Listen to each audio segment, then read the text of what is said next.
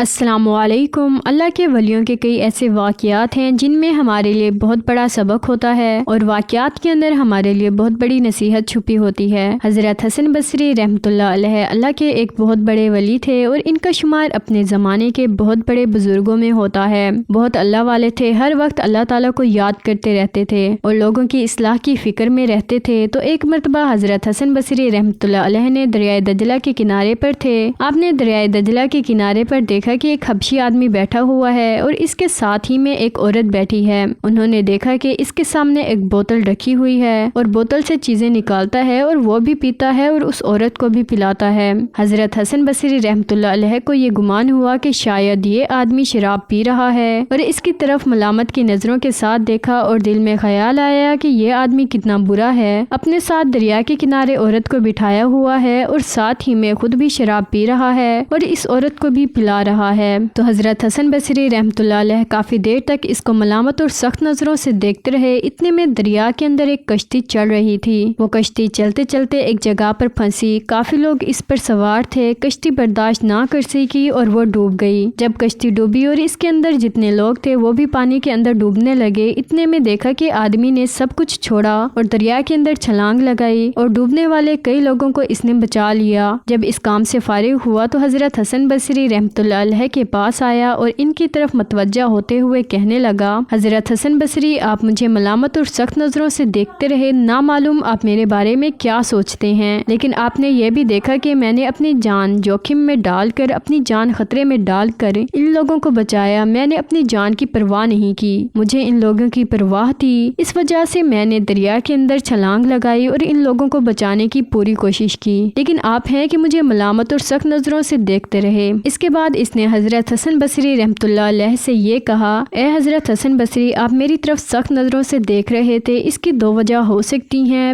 پہلی کہ میرے پاس عورت بیٹھی ہوئی تھی، اس وجہ سے آپ نے میری طرف سخت نظروں سے دیکھا، تو میں آپ کو بتاؤں گا کہ یہ میری ماں ہے، وہ کوئی غیر محرم عورت نہیں ہے۔ اور رہی بات اس بوتل کی جس کی وجہ سے آپ مجھے ملامت کی نظروں سے دیکھ رہے تھے، اس کے اندر شراب نہیں بلکہ اس کے اندر پانی ہے، میں خود بھی پانی پی رہا تھا اور اپنی ماں کو بھی پلا رہا تھا۔ اور ساتھ ہی یہ کہنے لگا، اے حضرت حسن بصری، آپ کسی آدمی کی ظاہری حالت کو دور سے دیکھ کر فیصلہ نہیں کر سکتے کہ یہ آدمی کیسا ہے۔ حضرت حسن بصری رحمۃ اللہ علیہ اللہ کے ولی تھے۔ جو اللہ کے ولی ہوتے ہیں، ان سے اگر چھوٹا سا بھی غلط کام ہو جائے تو ان کو اس پر بہت ندامت ہوتی ہے۔ تو حضرت حسن بصری رحمۃ اللہ علیہ کو دل کی ندامت ہوئی کہ میں نے اس آدمی کے بارے میں کتنا غلط سوچا، میں غلط سوچ رہا تھا، اور انہوں نے اس آدمی سے معافی مانگی اور اس وقت سے انہوں نے ارادہ کیا کہ آج کے بعد میں کسی آدمی کے بارے میں غلط نہیں سوچوں گا۔ تو حضرت حسن بصری رحمۃ اللہ علیہ نے وہاں پر اس حبشی سے ایک بات سیکھی اور لوگوں کو بھی یہ بات سکھائی کہ ظاہر کو دیکھ کر کسی کی مکمل جان پہچان نہیں ہو سکتی،